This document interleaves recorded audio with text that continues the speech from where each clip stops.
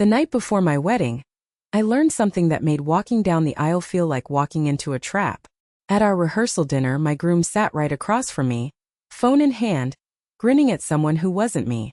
One glance was all it took. Work friend. I knew that number. I had less than 24 hours before I'd be standing in front of everyone we knew. And I wasn't going to waste it. By the end of tomorrow, she'd be sitting right where I wanted her. The day before a wedding has a strange kind of electricity. People are everywhere. In the kitchen, on the porch, darting between the rented hall and the parking lot like they're running a small city. My family had flown in from all over. His friends were in full best man mode, and every conversation seemed to end with a joke about how tomorrow would change everything. On the surface, I was part of that energy, smiling, greeting relatives, answering questions about seating charts and music. Underneath, though, there was a thin thread of tension I couldn't name yet. We'd been together for 3 years. Everyone called us solid. He was the dependable one, the guy who always remembered birthdays and sent thank you notes without being told. I'd been proud of that. Prouder than I realized until I started thinking about what it might mean if that version of him wasn't the whole truth. The rehearsal dinner was set in a cozy restaurant downtown. Long tables, soft lighting, candles and small glass jars that made everything glow. People were laughing loud enough to fill the room, clinking glasses, making toasts. I should have been soaking it in, but my eyes kept pulling back to him. He sat across from me, surrounded by his groomsmen, leaning back in his chair like he owned the place. And in his hand, his phone. Not casually on the table, not forgotten in a pocket, but right there, thumb moving fast, screen angle just enough to block it from the person beside him. I told myself it was work. He's been busy, I thought. Last-minute emails. But the longer I watched, the harder it was to believe that. He wasn't frowning at a problem. He was smiling. That quiet, almost private smile people give when they're picturing something, or someone. At one point, he set the phone down for just a second to take a sip of wine. That's when it happened. A notification popped up. I didn't need to read the message. The name was enough. Work friend. My stomach did this slow sinking roll. Not because I didn't know who she was, I did. She'd been a background figure for months.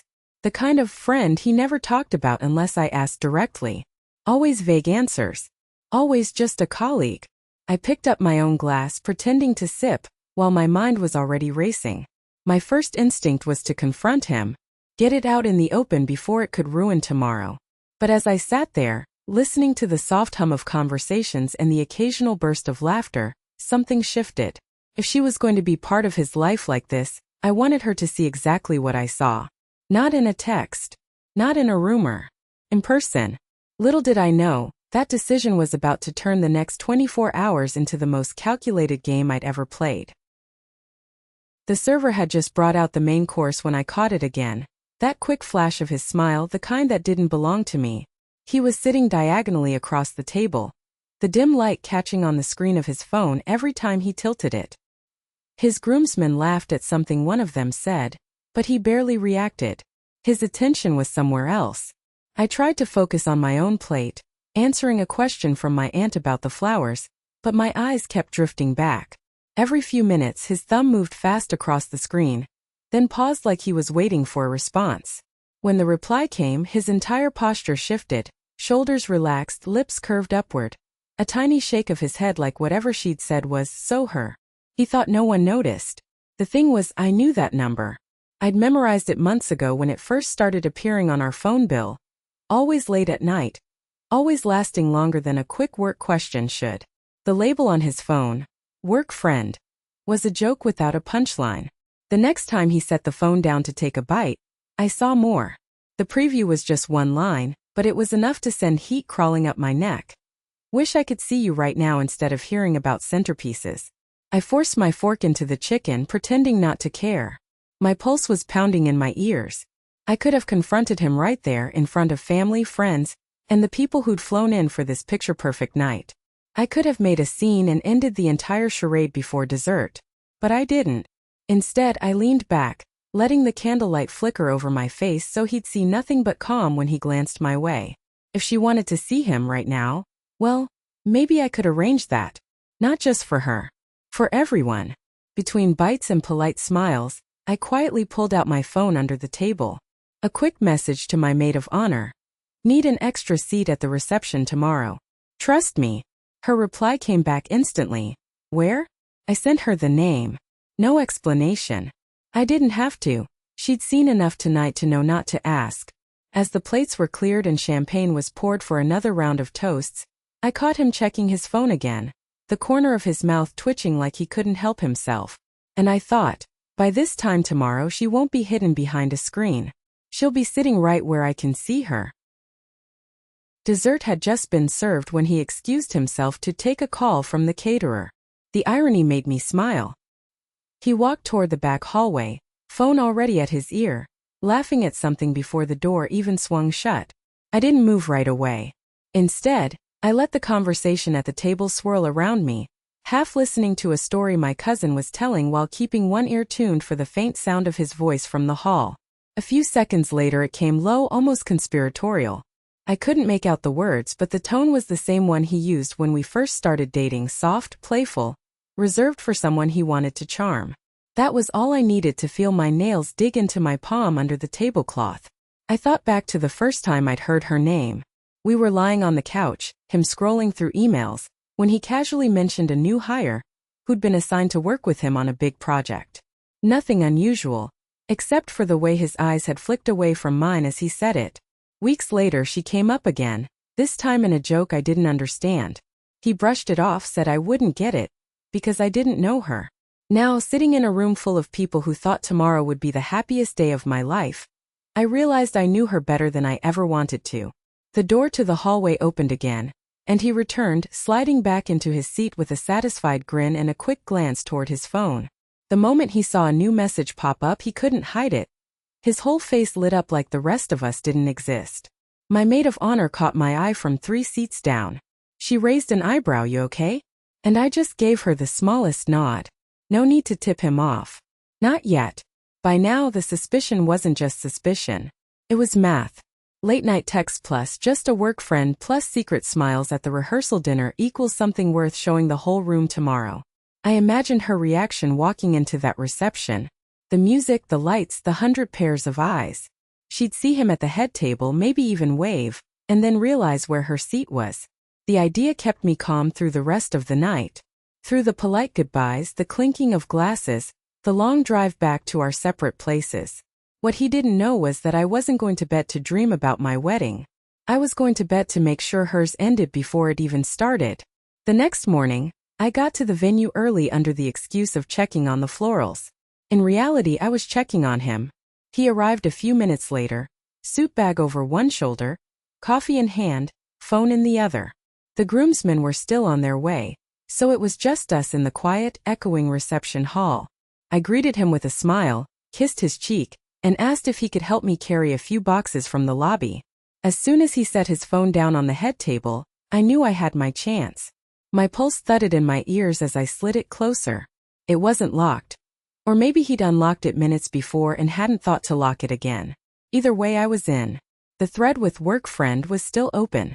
I scrolled up, and that's when my stomach flipped. Messages from last night. Her. Couldn't stop watching you during dinner. Him. Wish I could have been next to you instead of across the table from. No name, but we both knew who he meant. Her tonight? Him can't. But soon. After the wedding. After the wedding. I swallowed hard, the taste of coffee and adrenaline mixing in the back of my throat. My fingers hovered over the screen, half tempted to screenshot everything right there. Then I saw the one that made my hands go cold. Her. Save me a dance tomorrow? Him always. So she was planning to come. She just didn't know yet that her invitation wouldn't be the private, whispered kind. I locked the phone and slid it back exactly where it had been. He came back in a minute later, carrying 2 boxes like nothing in the world was wrong. He didn't notice my hands clenched behind my back. We unpacked centerpieces together, made small talk about the weather, about how crazy things had been. I nodded and smiled, all the while replaying those messages in my head. By the time the groomsmen arrived, my plan wasn't just an idea anymore. It was a checklist. Seat assignment confirmed. Timing perfect. Audience guaranteed. He leaned over to kiss my temple before heading off to get dressed. See you soon, Mrs., he whispered. And I thought, not if you keep your promises to her. I'd convinced myself that whatever they had was contained. Just texts, maybe a drink after work. Something ugly, yes, but small enough that I could corner it, expose it, and be done. That illusion didn't last long. While the bridal party gathered in the prep room, one of my bridesmaids, Claire, leaned over and said casually, "So your guest list has some interesting names." I played dumb. "Oh? Like who?" She scrolled through her phone, pulling up the seating chart I'd sent weeks ago. "This one, Megan? Didn't she text you last month about the wedding address? I remember you saying she was one of his work friends." The back of my neck prickled. "Yeah. Why?" Claire shrugged. She asked me last week if you guys were doing an open bar." Which is weird, because I didn't even know she was invited. I kept my voice light, but my mind was racing. If she'd been asking around about the reception, she'd clearly been planning to be here all along. Not as an outsider, but as someone expecting to blend in. That explained the confidence in her texts to him. She wasn't just fishing for attention. She was preparing to walk into my day like she belonged. I excused myself to the hallway and checked my phone. My maid of honor had already confirmed. Extra place card printed, table assignment adjusted, seat directly beside mine. Close enough that every toast, every camera shot, every sideways glance would include her. But the deeper revelation came when I dug into my own message history. Months back, I'd RSVP'd to one of his office mixers.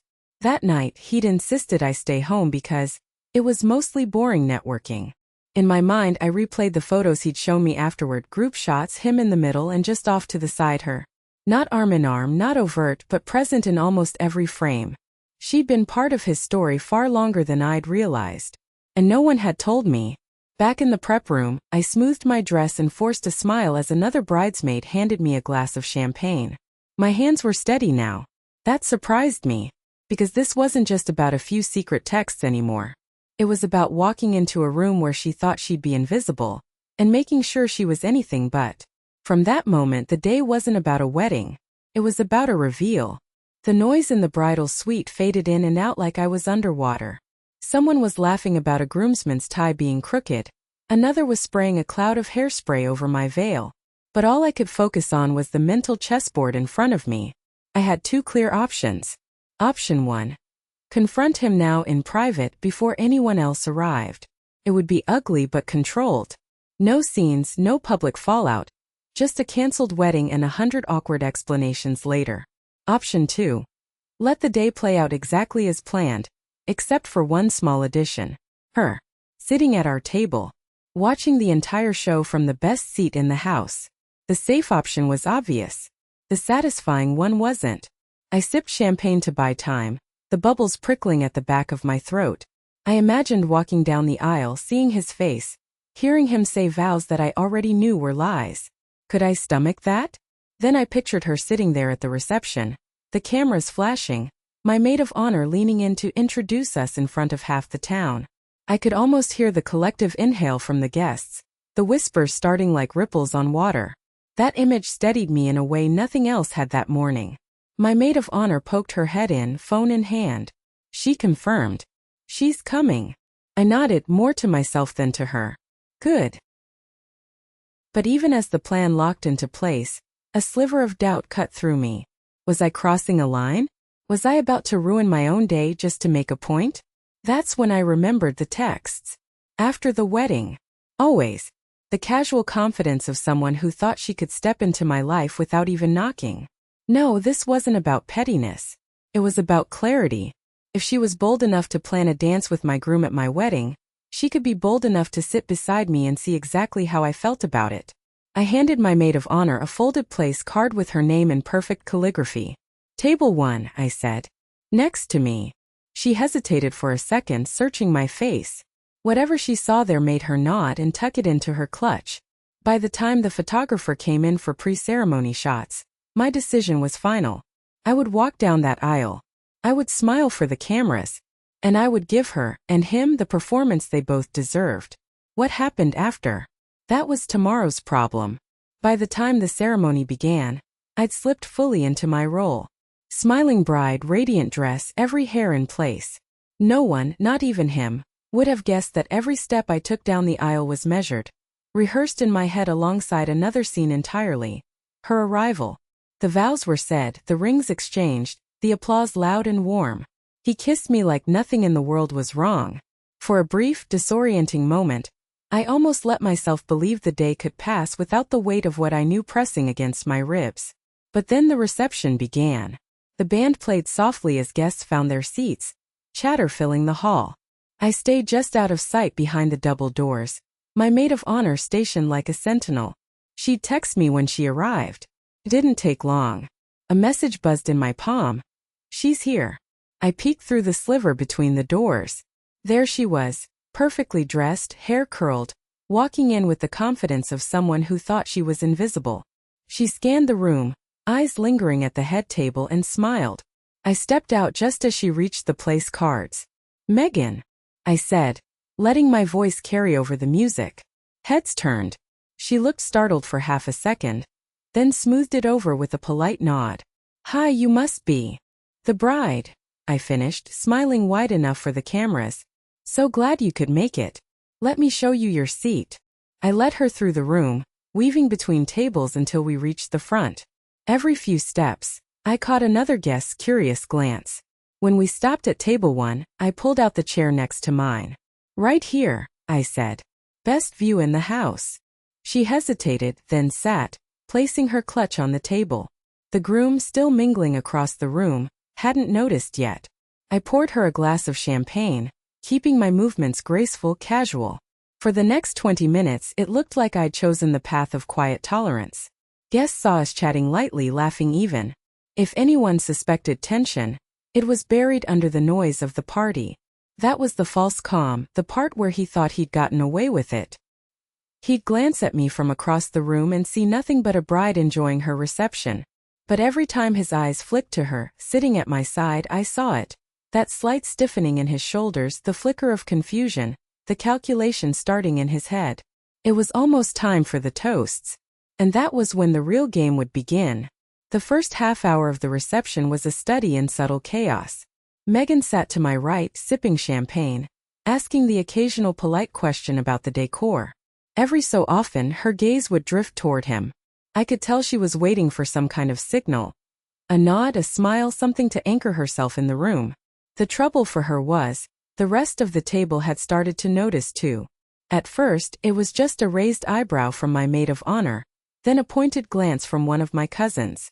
Whispers began to thread between conversations, quiet at first, then just loud enough that you could feel the shift in the air. Across the room, he was moving from table to table, shaking hands, laughing at jokes, but his eyes kept darting toward the head table. He'd register Megan sitting there, blink a little too long, then force himself back into whatever conversation he was having. The band was warming up for the first dance, and the toasts would follow. I felt the heat of the spotlight approaching, each minute pulling us closer to the moment he'd have to acknowledge the arrangement at our table. Megan leaned in and asked, "How do you know so many people here?" I smiled, the kind of smile that doesn't quite reach the eyes. When you're marrying into a family, you meet a lot of interesting connections. Her cheeks flushed slightly. I couldn't tell if it was the champagne or the implication. Then the photographer appeared, asking for a few quick shots of the head table. Megan shifted uncomfortably as the camera clicked, her posture stiffening when my maid of honor leaned into the frame on my other side. In every photo, she'd be right there between us, an uninvited part of the memory. Meanwhile, the whispers had reached critical mass. Guests were now leaning across tables to quietly speculate. I caught fragments. Is she a friend of the groom? Never seen her before. Why is she sitting up there? The air was tight with curiosity, and he could feel it. By the time he circled back to our table, his smile was strained. "Hey," he said, eyes flicking between me and Megan. Enjoying yourself?" "Absolutely," I said, placing a gentle hand on Megan's shoulder. "We were just talking about how much we're looking forward to the toasts." He nodded stiffly, but the look he gave me said he knew something was coming. He just didn't know what. Perfect. Because the moment that microphone touched my hand, the rest of this carefully built calm was going to shatter. The band's last note faded, and the MC announced it was time for the toasts. Applause rolled through the room, but all I could hear was my own pulse. My plan had been crystal clear all morning. But standing there now, watching the best man take the microphone, I felt a flicker of doubt. What if this turned ugly? What if I became the villain in my own story? The best man gave a short, upbeat speech. People laughed in the right places, clinked glasses, took sips. The mood was warm, expectant. Then he handed the microphone to me. It was heavier than I expected. Or maybe that was just my hands. I glanced at Megan. She was smiling politely, but her eyes kept darting to him like she was waiting for reassurance. I took a deep breath, ready to speak, and my throat tightened. For half a second, I imagined just saying something generic, thanking everyone, telling a sweet story about how we met, playing the perfect bride until the night ended. No fireworks, no mess, just a quiet exit from a marriage that wouldn't happen. But then I remembered the messages. After the wedding. Always. The certainty in her words. The casual betrayal in his. The doubt dissolved. Before I start, I said, my voice steady now, I want to thank someone very special for being here tonight. Heads turned toward him automatically, assuming it was about the groom. I let the pause hang just long enough for that assumption to settle, then shifted my gaze to Megan. Megan, I continued, I can't tell you how much it means that you've been such a constant presence during our engagement. Always there for him when I couldn't be. Always ready to make him smile. The silence that followed was sharp. People looked from me to her, then to him. I lifted my glass. So here's to you. For all the late-night conversations, the inside jokes, and the dance you're hoping to have tonight. Her face drained of color. His jaw tightened, and I could see the fight between denial and fury in his eyes. I smiled, calm, unshaken, and took a sip of champagne. The room was no longer warm and expectant. It was frozen, charged, and waiting for the next move. And I knew exactly what that would be. The silence after my toast felt endless. The kind that doesn't just fill a room, it pressurizes it. Forks hovered midair. Conversations froze. Even the band seemed unsure whether to play or wait. Megan stared at me, eyes wide, cheeks pale. She glanced toward him, searching for rescue. But he was frozen too, gripping his glass so tightly his knuckles had gone white. I set the microphone back on its stand with deliberate care and sat down. The scrape of my chair against the floor sounded louder than the music had all night. He tried to laugh. A short, awkward bark, and muttered something about inside jokes. But no one laughed with him. From the corner of my eye, I saw his mother leaning in toward his father, whispering behind her hand. Two of my cousins exchanged a look I knew meant, oh, she went there. Guests at the nearby tables bent toward each other, murmuring. Megan shifted in her seat, trying to shrink into herself. She reached for her clutch, then seemed to think better of it. Her champagne glass sat untouched in front of her, the bubbles rising and popping in the heavy air. He finally spoke. Can we talk for a second? His voice was tight, low, the kind of voice meant to be private, except privacy was the one thing he no longer had. I tilted my head, feigning confusion. Oh, we can talk here. I'm sure everyone would love to hear how you two know each other so well. A ripple went through the tables, half gasp, half stifled laughter. His jaw worked, but no words came out. Megan looked like she wanted to disappear entirely. The more he hesitated, the more the room's mood solidified. They weren't looking at a happy couple anymore.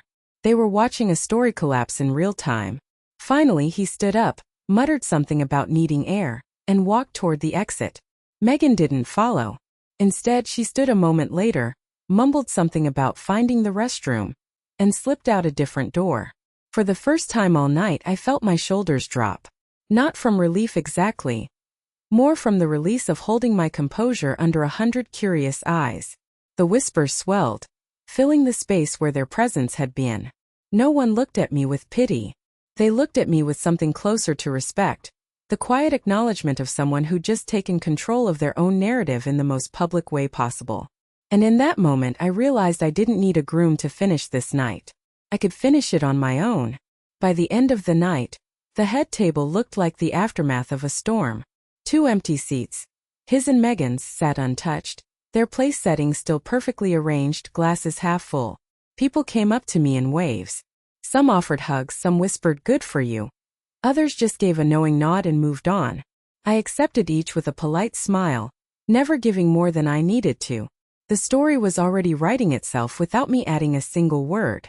By the time the last song played, the crowd had shifted into smaller groups, each buzzing with its own version of what had happened.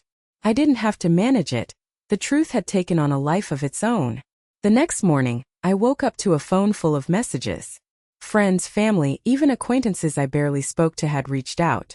Screenshots of vague social media posts were already circulating.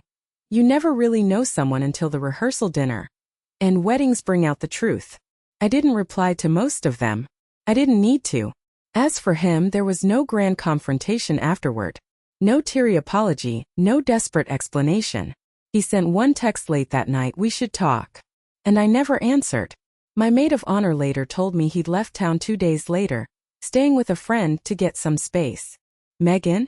She didn't post a single thing after that night. Her profile, once full of filtered selfies and work event shots, went completely silent. Mutual acquaintances said she transferred to another department at work within a month. The fallout was clean, precise, exactly what I wanted.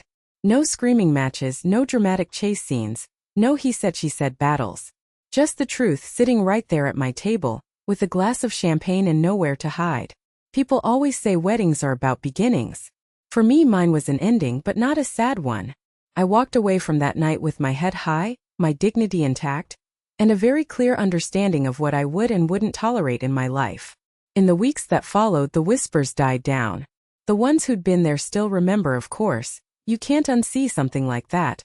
But the story settled into a quiet place like a bookmark in the back of their minds. And me? I started fresh.